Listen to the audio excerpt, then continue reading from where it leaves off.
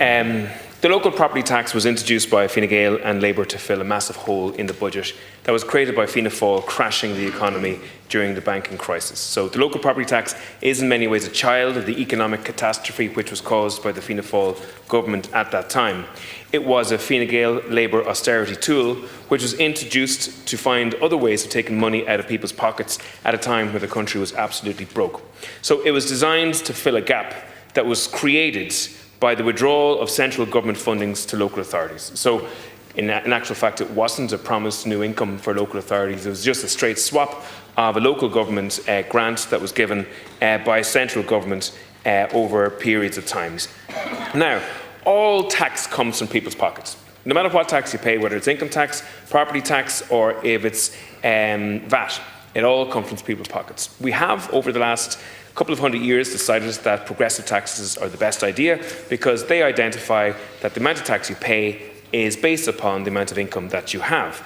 But the problem with property tax is that it's not progressive, that it is completely ignorant of the level of income that comes into a family. Now, for sure, there are significant proportions of the population where the property is valued at roughly the same proportion of income coming into the house. But there are major disparities to it. In actual fact, if we're honest, this bill admits that. This bill admits that actually the value of the property is completely disconnected from the incomes that are coming into people's homes, and that's why you have to reset the bands. And there's no doubt in my mind that you're going to have to reset the bands in another number of years as well, because the trajectory of house prices are continuing at such a level that that disconnect is going to remain embedded within the system. So I think that is a basic fault and problem with the property tax at the moment. The other element in this is that the cost of living crisis is really hurting families at the moment. And Minister, we haven't had a proper debate about the cost of living crisis since this Dáil has come back from the election.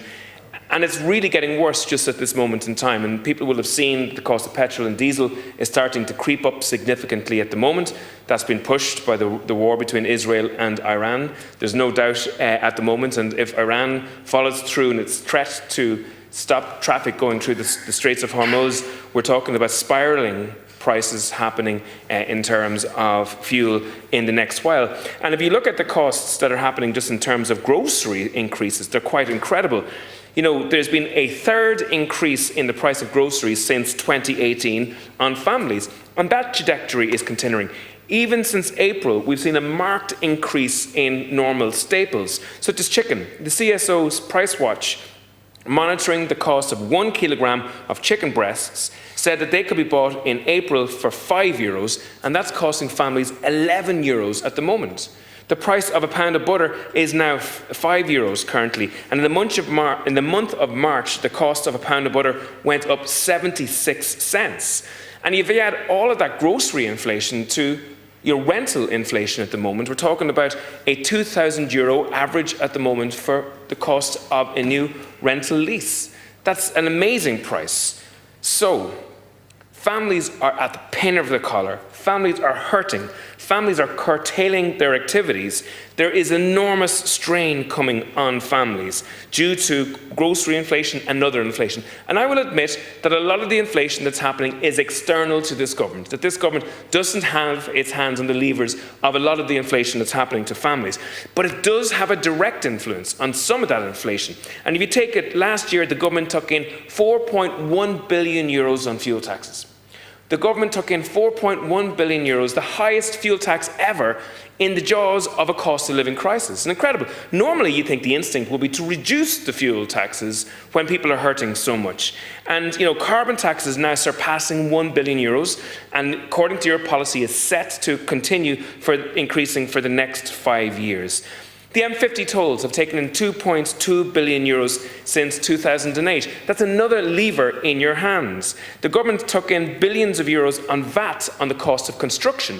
And it's interesting that the government, I would suggest to the Minister that you might consider reducing VAT on the cost of the construction, one, to reduce the price of houses, and two, to stimulate market activity, and that would do so in a manner that doesn't actually hurt people in terms of increased prices or increased rentals in the future. It would have a similar effect that you're trying to get with your new rent pressure zones at the moment. So the government does have its hands on the levers of cost increases. The government is a source of inflation in terms of families, and this is another source of inflation. Now, I understand that your objective here is to try to ameliorate the costs that would have accrued to families in terms if you didn't touch those bans. But the fact is, we're going to see an increased cost coming on families into the future. And if the increases continue in terms of house prices, that's going to hurt families. So this, again, is a tax introduced which is ignorant of the amount of income that comes into families' pockets and is going to add to the further pressure that's happening on families. And the other side of this coin is what happens in terms of what value do we get. Now, I live in a county, Minister, which is a great county, but it has seen its population radically increase. When my father was young, there were 60,000 people living in Meath. When I was young, there was 100,000 people living in Meath, and now there are 250,000 people living in Meath. And on practically every single central government investment into local authority delivery and provision, the government has not kept up with population growth. So as a result, Meath County Council has one of the lowest incomes per capita of any county council in the country, and that is significantly hurting spending at the moment.